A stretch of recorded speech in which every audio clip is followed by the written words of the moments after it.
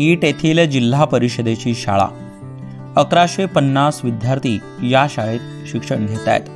मात्र प्रशासनाच्या उदासीनतेमुळे विद्यार्थ्यांचं शैक्षणिक नुकसान होत आहे। ईट म्हणजे भूम तालुक्यातील सर्वात मोठी बाजारपेठ असलेलं गाव। गावातील सर्व विद्यार्थी जिल्हा परिषद शाळेत शिक्षण घेत आहेत, कारण शाळेची दर्जेदार गुणवत्ता आहे। परंतु शाळेत शिक्षक कमी असल्याने विद्यार्थ्यांचं शैक्षणिक नुकसान होऊ लागलंय। वारंवार प्रशासनाच्या कानावर घालून देखील यात कोणताही बदल झालेला नाही। त्यामुळे संतप्त पालकांनी शाळा बंद पाडली। या ठिकाणी संच मान्यतेचा प्रश्न असल्यामुळे 1150 विद्यार्थी असतानाही ईट प्रशालेची संच मान्यता गेल्या 7 वर्षापासून झालेली नाही। त्यामुळे ती होऊन या ठिकाणी शिक्षक वाढवावेत व विद्यार्थ्यांचे होणारे शैक्षणिक जो अन्याय होत आहे तो दूर करावा, अशी आमची ग्रामस्थांची, पालकांची व शालेय कमिटीची मागणी आहे। प्रशासनाकडे, जिल्हा प्रशासनाकडे माझ्या काही मागण्या घेऊन इथं उपोषणासाठी बसलो आहे।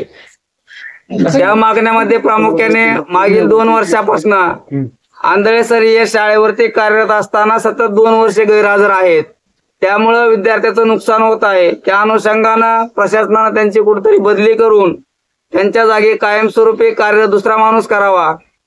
त्याच अनुषंगाने 2019 पूर्वी ज्याप्रमाणे 2 युनिट होते, त्या 2 युनिट प्रमाणे जसे विद्यार्थी पट मर्ज आहे त्याप्रमाणे शिक्षक पट मर्ज करून किंवा तुमच्या शासनीय नियमाप्रमाणे ज्याप्रमाणे जसे दोन्ही युनिट वेगळे करून 1 ते 5 किंवा 6 आणि 6 ते 10 हे 2 युनिट करून या विद्यार्थ्याच्या पटानुसार शिक्षक देणे जसे शक्य होईल त्याप्रमाणे, तसेच त्याप्रमाणे इयत्ता 9वी व 10वी या वर्गासाठी अत्यावश्यक असलेले की जेणेकरून तुम्हाला 10वी 11वी नंतर तुम्हाला 11वी आणि 12वीला सायन्सच्या फॅकल्टीला गणित आणि विज्ञान हे प्रामुख्याने विषय असतात।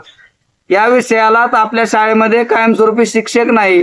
त्यासाठी तुम्ही तडजोड करून 9वी आणि 10वीच्या विद्यार्थ्याला गणित आणि विज्ञान या विषयासाठी शिक्षक द्यावेत।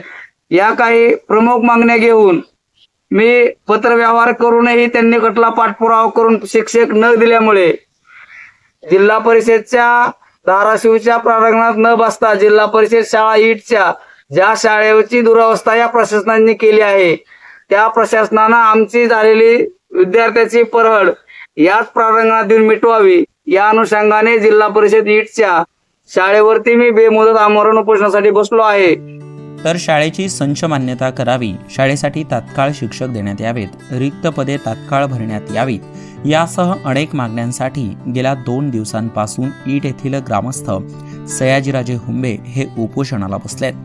त्यामुळे संतप्त पालकांनी शाळाच बंद पाडली आणि शाळेला कुलूप लावले।